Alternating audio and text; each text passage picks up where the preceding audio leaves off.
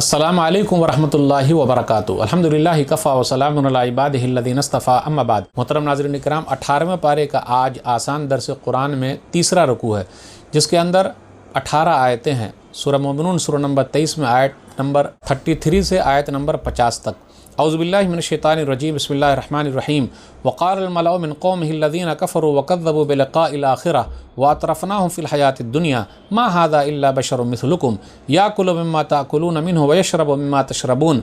और कौम के काफिर सरदारों ने दावत को मानने से इनकार कर दिया और आखिरत की मुलाकात को झुटलाया, और जिन्हें हमने दुनिया की ज़िंदगी में खूब ऐश व आराम दे रखा था, एक दूसरे से कहने लगे, ये तुम ही जैसा एक इंसान है, वही कुछ खाता है जो तुम खाते हो और वही पीता है जो कुछ तुम पीते हो। वलइन अतातुम बशरम मिस्लकुम इन्नकुम इज़ल खासिरून। और कौम के काफिर सरदारों ने कहा, और अगर तुमने अपने ही जैसे एक इंसान की बात मान ली तो बेशक तुम लोग बड़े घाटे यानी नुकसान में रहोगे। अयइदुकुम अन्नकुम इज़ा मित्तुम व कुंतुम तुराबुन व इज़ामन अन्नकुम मुखरजून।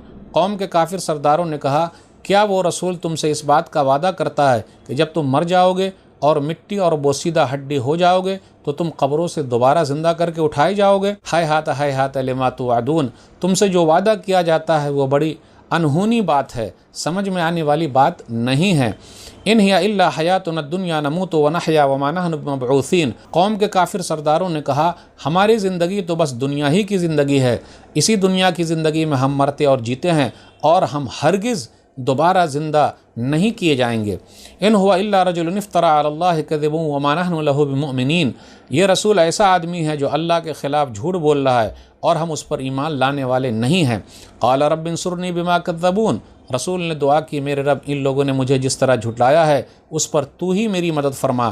क़ाल अम्मा क़लीलिल्ला युस्बिहुन्न नादिमीन। अल्लाह ने फरमाया, अब थोड़ी ही देर की बात है कि ये लोग अपने किए पर पछताएंगे। फ़अख़ज़तहुमुस्सैहतु बिलहक़्क़ि फ़जअलनाहुम गुसाअ फ़बुअदन लिलक़ौमिज़ ज़ालिमीन। तो इस सच्चे वादे के मुताबिक उनको एक तेज़ चीख ने पकड़ लिया और हमने उन लोगों को कूड़ा करकट बना कर रख दिया। ऐसे जुल्म करने वालों, इनकार करने वालों के लिए फटकार है, दूरी है। सुमानशाअना मिन बादिहिम क़ुरूनन आख़रीन। फिर उनके बाद हमने कई और कौमें पैदा की। मा तस्बिक़ु मिन उम्मतिन अजलहा व मा यस्ताख़िरून। कोई भी उम्मत न अपने वक्त से पहले जा सकती है और न ही वक्त के बाद ठहर सकती है, यानी सबको अपने वक्त पर दुनिया से चले जाना है। सुम्मा अरसलना रसूलना ततरा कुल्लमा जा उम्मतुर रसूलुहा कज़्ज़बूहु फ़अतबअना बअज़हुम बअज़न वजअलनाहुम अहादीस फ़बुअदन लिक़ौमिन ला युमिनून। फिर हम लगातार एक के बाद एक रसूल भेजते रहे। जब भी किसी उम्मत के पास उसका रसूल आता तो वो उसे झुटलाते, तो हम भी एक कौम के बाद दूसरी कौम को हलाक व बर्बाद करते रहे और उन्हें अफसाने यानी किस्से कहानियाँ बना डाला। तो ईमान न लाने वालों के लिए फटकार है, यानी दूरी है। सुम्मा अरसलना मूसा व अख़ाहु हारून बिआयातिना व सुल्तानिम मुबीन।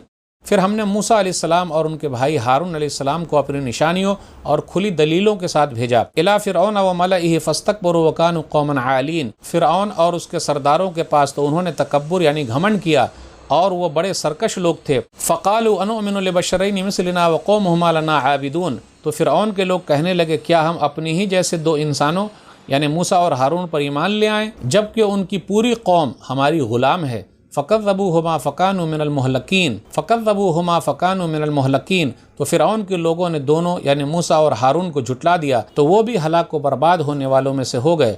वलक़द आतैना मूसल किताब लअल्लहुम यहतदून। और हमने मूसा अलैहिस्सलाम को किताब यानी तौरात इसलिए दी थी कि बनी इसराइल हिदायत हासिल करें। वजअलना इब्न मरियम व उम्महु आयतन व आवैनाहुमा इला रबवतिन व ज़ाति क़रारिन व मईन। और हमने मरियम के बेटे ईसा अलैहिस्सलाम और उनकी माँ को एक निशानी बनाई थी, और हमने उन दोनों यानी मरियम अलैहिस्सलाम और ईसा अलैहिस्सलाम को एक ऊंची ज़मीन में पनाह दी जो एक सुकून वाली जगह थी और जहाँ साफ़ सुथरा पानी बहता था। नाज़रीन इकराम, आसान दर्स कुरान के अंदर आज 18वें पारे का तीसरा रुकू है, जिसके अंदर 18 आयतें हैं। सूरह मोमिनून सूरह नंबर 23 में आयत नंबर 33 से आयत नंबर 50 तक। आयत नंबर 33 पर गौर कीजिए। मालदारों ने, खुशहाल लोगों ने क्या कहा? मा हाज़ा इल्ला बशरुम मिस्लुकुम।